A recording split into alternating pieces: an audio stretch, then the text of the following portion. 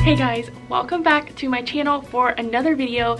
I am so excited for today's video because I feel like it's super practical and I hope that it helps every single one of you guys, because if you're anything like me, this is a big problem.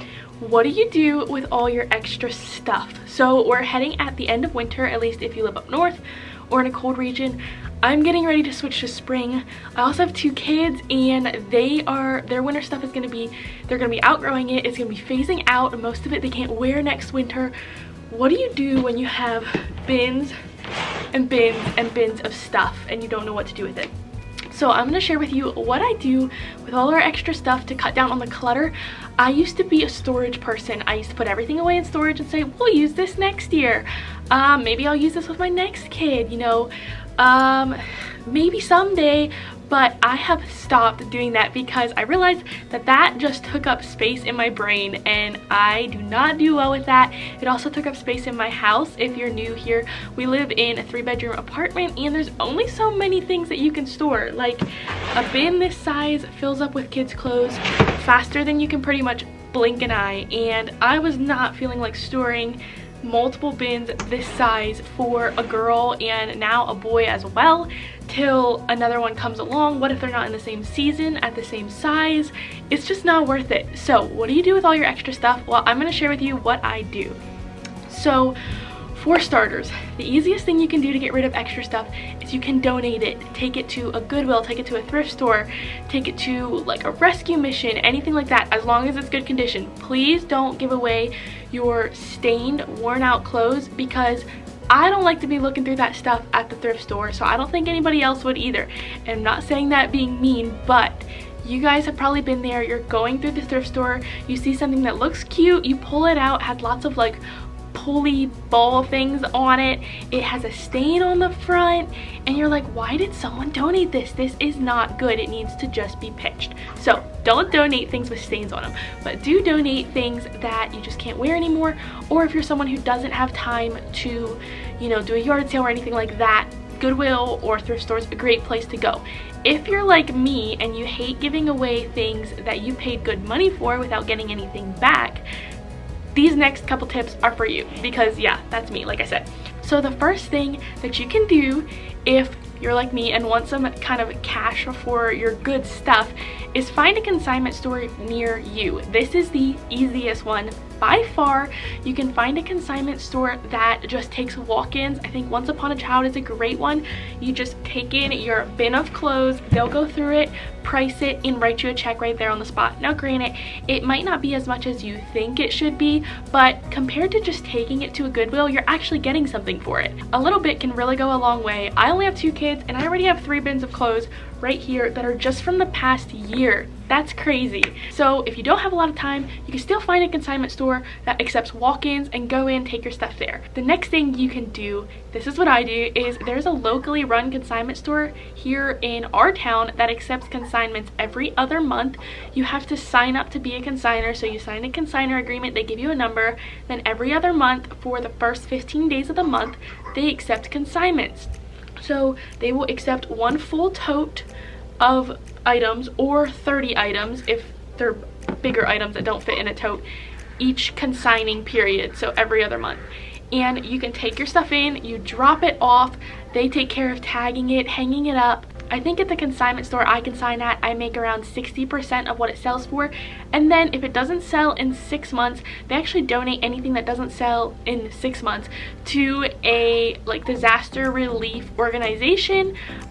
So that's really a great way to still kind of be donating things, but you have an opportunity to make some money first, and then you can go in and cash out your consignments, or at least at my store I can go in and cash out my money anytime I want whenever I have something there. Or what I do is I actually go in and shop that consignment store and I use the cash that I have made there from consignments to pay for the items I'm buying. So basically it's like trading clothes. It's really, really great. So if that's not an option you can do, the next thing you can do, which is something I've been doing recently and loving doing, is you can sell things on Facebook Marketplace. And I know people say this and you do meetups and stuff, but you can do more than that. You can easily take a picture of your item, post it on Facebook Marketplace, and do a meetup anywhere locally. But if you did not know this, you can ship through Facebook Marketplace and it is not hard. So I'm going to tell you how I do it. So I will open up my Facebook app, I will open up Marketplace and take pictures of everything, list it to sell, and then I will also list it as a shipping option. And here's where it maybe takes a little bit more work, but you can get more money doing it this way because you price your items. So I have a small kitchen scale, and what I will do is I'll weigh the item to see what weight category it falls into, and Facebook gives you several options. It gives you less than half a pound, it gives you half a pound to 1 pound, 1 to 2 pounds, and then 2 to 5 pounds, and I think there's like 5 to 10.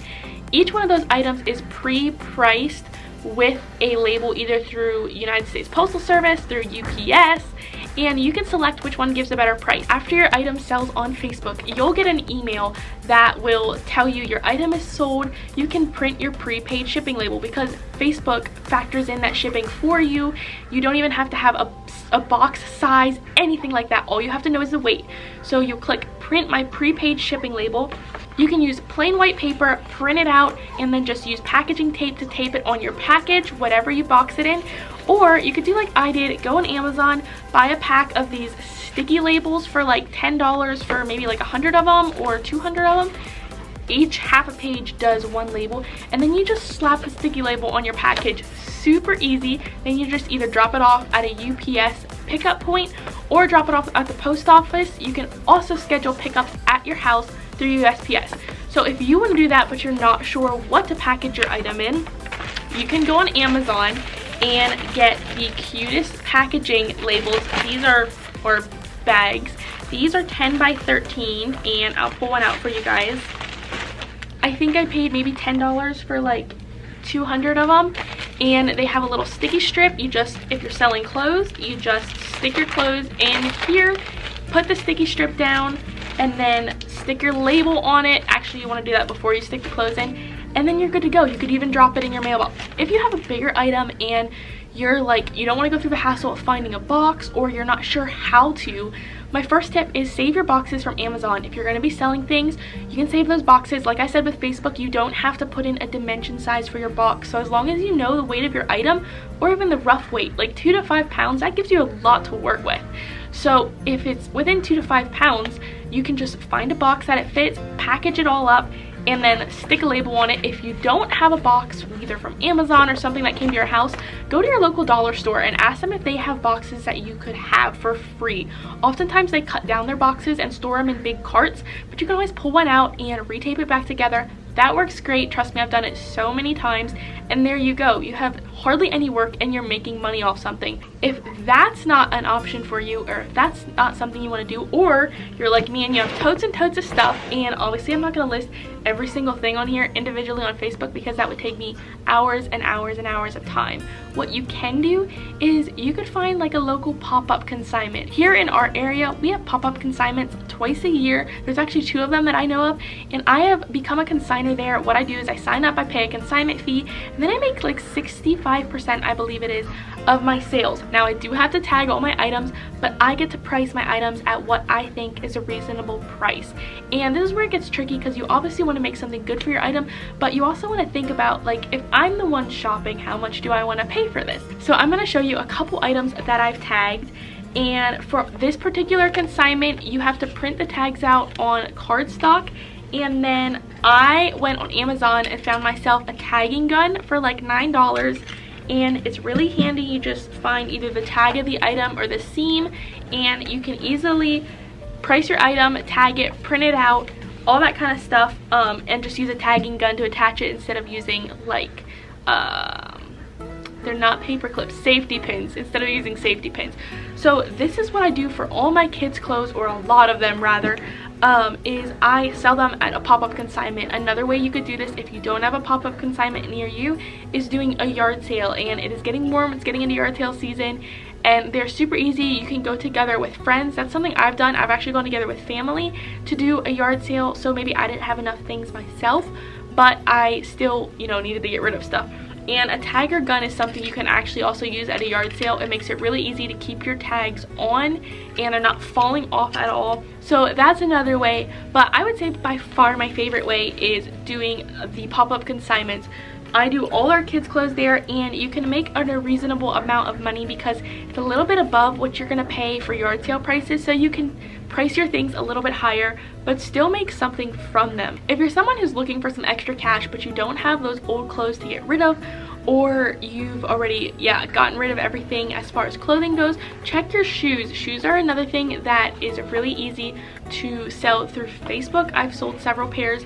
And another thing you can do is you can actually shop thrift stores for shoes in good condition and resell them on Facebook. You're taking a bit of a gamble because you have to put the money out there in the first place, but you can often find really inexpensive shoes at thrift stores, and someone on Facebook might pay higher for them because they know that that brand is worth a good amount of money. Another thing you can do if you don't have any clothes to get rid of is if you have toys or learning things, books, anything like that sells really easily on Facebook or eBay, as well as yard sales. Another thing that I sell through Facebook is decor items. So these are pillowcases. I purchased some new pillows for our couches, and they came with pillowcases that I did not realize it. So I listed these on Facebook. There's 2 of them. They're matching. They're brand new. I listed them I think for $5 or $6, so they're super cheap. Now if someone wants them shipped, they're gonna have to pay the shipping on top of that, but Facebook takes care of all of that. Like I said, you can ship decor. I've actually just sold some decor items through Facebook, like larger items. You can do plant stands, you can do pots like from plants, you can do kitchen things. There's so many things that you can look around your house and declutter and sell if you're looking for some extra cash, extra change, or if you're just not sure where to go with things that you never use. Definitely try selling them. You can always make a little pocket change, and it's really nice to have that extra cash. So hopefully you guys enjoyed these couple tips of what I do to cut down on the clutter in our house and to also make a little bit of money, so you're not just losing all that stuff when it goes out your door and you don't have anything coming back in return. If you have any questions or anything I didn't cover about selling things, or you want to get into it, leave me a comment down below. I will get back to you guys and kind of give you all the knowledge that I have. I've learned from other people, so I have had the privilege, I guess you say, of having other people there to teach me. So I definitely want to teach or help other people if I can, and it's so not hard. I actually enjoy it.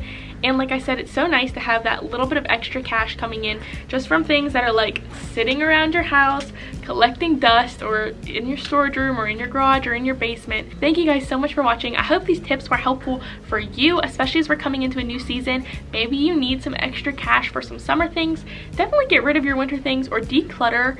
Maybe not get rid of, declutter a lot of the stuff that you don't use or can't wear anymore, and I know it will help you guys out. Alright, I'm gonna get going, but I will see you guys in my next video. Thanks again for watching. Bye guys!